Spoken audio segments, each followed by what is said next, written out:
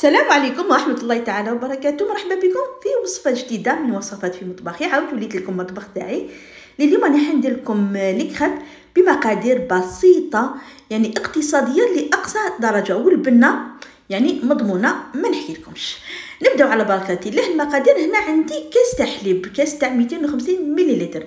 هنايا بكاس حليب راح نزيدوا له كاس تاع الماء، يعني اونتو يوليو عندنا 500 مليلتر تاع السوائل، يعني 250 غرام تاع مليلتر تاع حليب هو كيف و250 ملي تاع الماء نحصلوا على 500 غرام تاع السائل. يعني لا غوسات كلاسيك تاع لي كريب اللي حتقابلها 250 غرام تاع الفارينه، قليل فقط من خميره كيميائيه وقرصه تاع الملح، فانيليا يا اما غبره ولا سائله، وعندنا 2 مغارف تاع سكر حبيبات. نقدروا تروحوا حتى 3 مغارف على حسب العائله تاعكم يحبوا السكر ولا لا. اكيد بحبه بيض فقط، 2 مغارف تاع الزيت، ومن بعد شوفوا واش راح نزيد لها باش نعوضوا هذيك الحبابات اللي ما زدناهاش. نبداو على بركه الله. المقادير راكم تشوفوهم راني كتبتهم لكم مع الطرف. هنا عندنا الحبات تاع البيض، رانا حين نزيدوا لها كميه تاع الفانيليا كما قلت لكم، يا اما سائله يا اما غبره.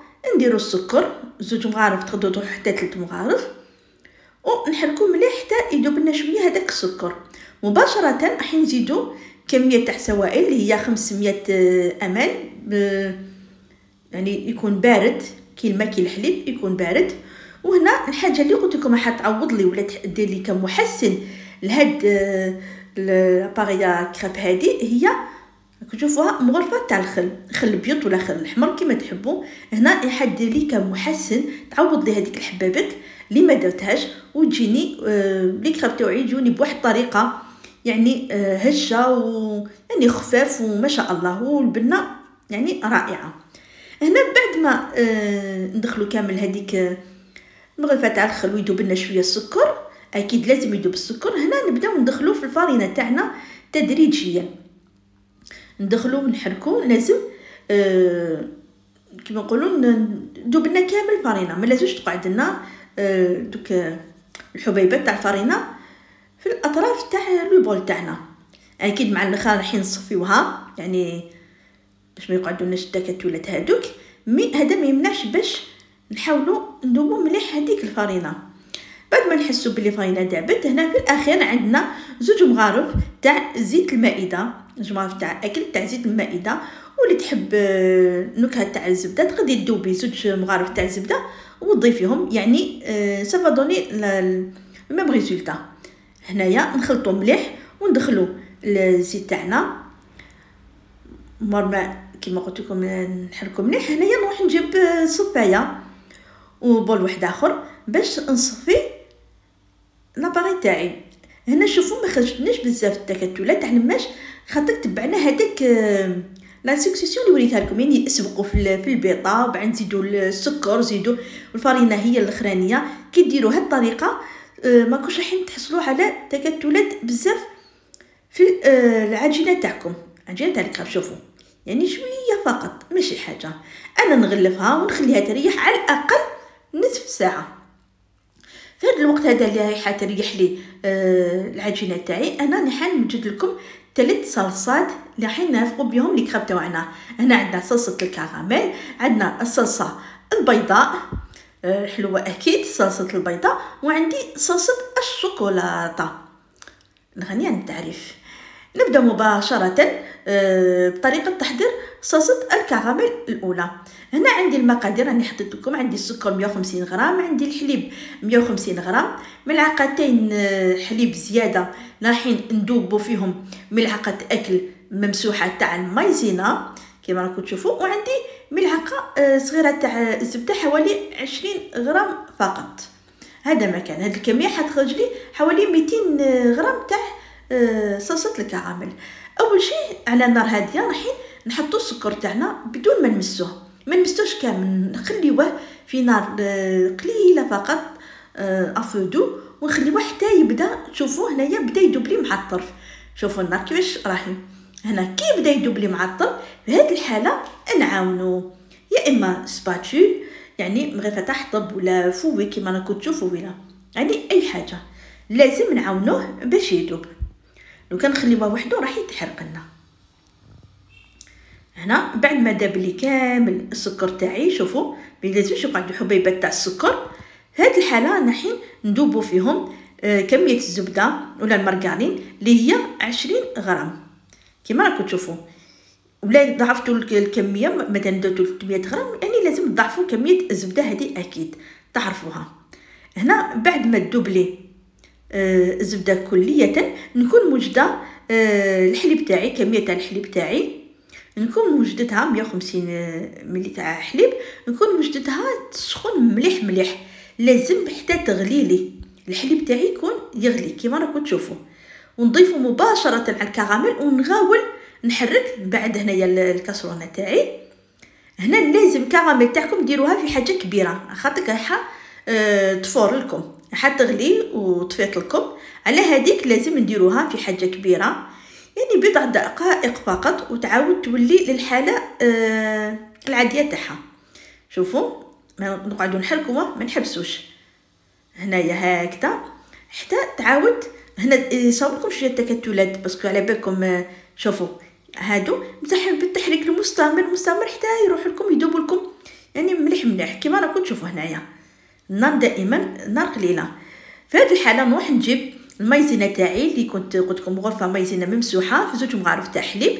انا الحين نزيدها مباشره على الخليط ونحرك يعني تغلي غليه زوج ونحبسو نطفيو عليها. ملاحظه فقط ولا حبيتوها صلصه كيما هنا باش نافقها مع الكراب نديرو مغرفه فقط تاع مايزينه وجينا صلصه هنايا يعني جاريه شويه صلصه. ولا حبيتوها ثقيله طوفيه في هذه الحاله ضاعفوا كميه المايزينه ديروا مغرفه كبيره ولا 2 مغارف تاع المايزينه. فهمتوا هذيك راح تجيكم ثقيله وتحصلوا على طوفيه ثقيله ديروها في لي صابلي ولا بصح انا بوس كان حنافقها بالكراب حبيتها صلصه على هذيك درت لها مغرفه صغيره وحده بلوتو ممسوحه تاع المايزينه. وهنا تزكيه النكهه افضل وافضل عندي رشه تاع ملح رشه فقط تاع ملح. صدقوني راح تزيد تعزز الطعم تاع الكراميل هذه وتولي لنا ما شاء الله.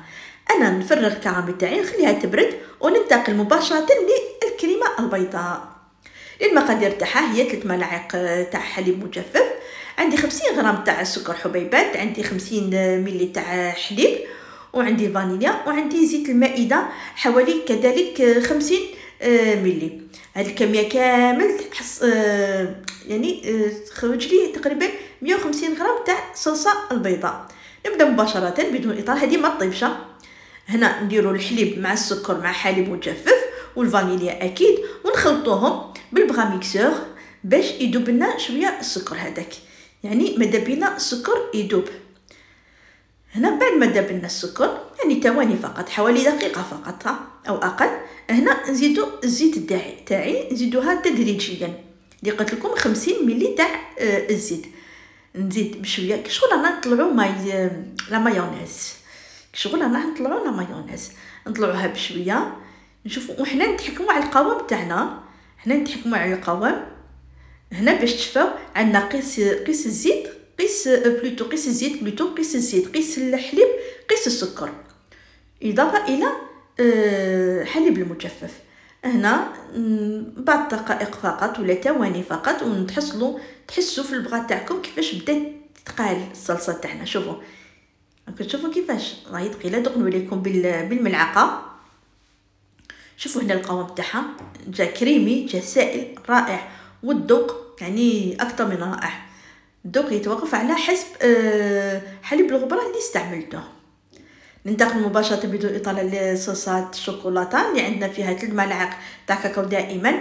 هنا ضاعفت الكميه 100 غرام تاع السكر، 100 غرام تاع الحليب، 100 ملي تاع الزيت اللي ما رايحش نستعملوها كامل، ونحصلوا على تقريبا 250 غرام تاع صوصات الشوكولاته. هنا نديروا الحليب، نديروا السكر، نديروا الكاكاو تاعنا مباشره، نديروا الكاكاو تاعنا ونخلطوهم حتى يذوب لنا السكر كما درنا بالصلصه البيضاء. من بعد نبداو نزيدوا الزيت. برك هذه ماشي حنديرو كامل 100 ملي تاع الزيت، نديرو بشويه ونطلعو، نديرو بشويه حتى نشوفوا القوام اللي تحصلنا عليه.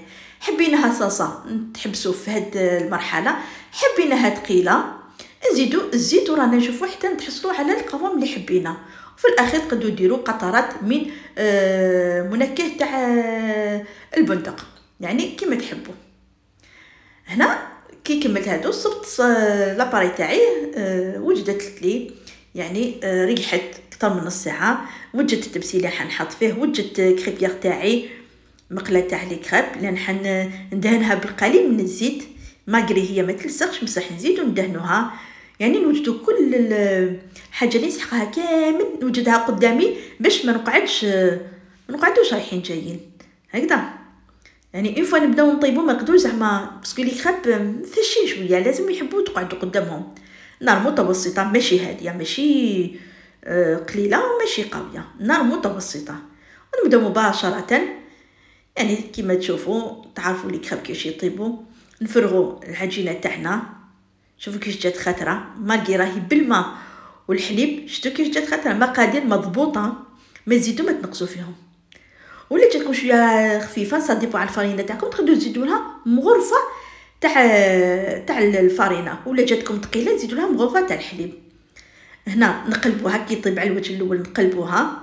كاين اللي يحبها حمراء مليح، كاين اللي يحبها نص نص، انا حبيتها بهذه الطريقه هذه. ومن بعد التزيين كيما تحبوا. انا زينتها، كاين اللي زينتها بالكراميل، كاين يعني درت كل واحد على اللوغو تاعو كيما راكم تشوفوا. كانت هذه الوصفه تاعي اللي نتمنى تعجبكم ونتمنى رضاكم. نتمنى تدعموني بالجيم والاشتراك والتعليق، والى وصفه اخرى باذن الله. استودعكم الله الذي لا تضيع ودائعه، والسلام عليكم ورحمه الله تعالى وبركاته، والصلاه والسلام على سيدنا محمد وعلى اله واصحابه اجمعين. السلام عليكم.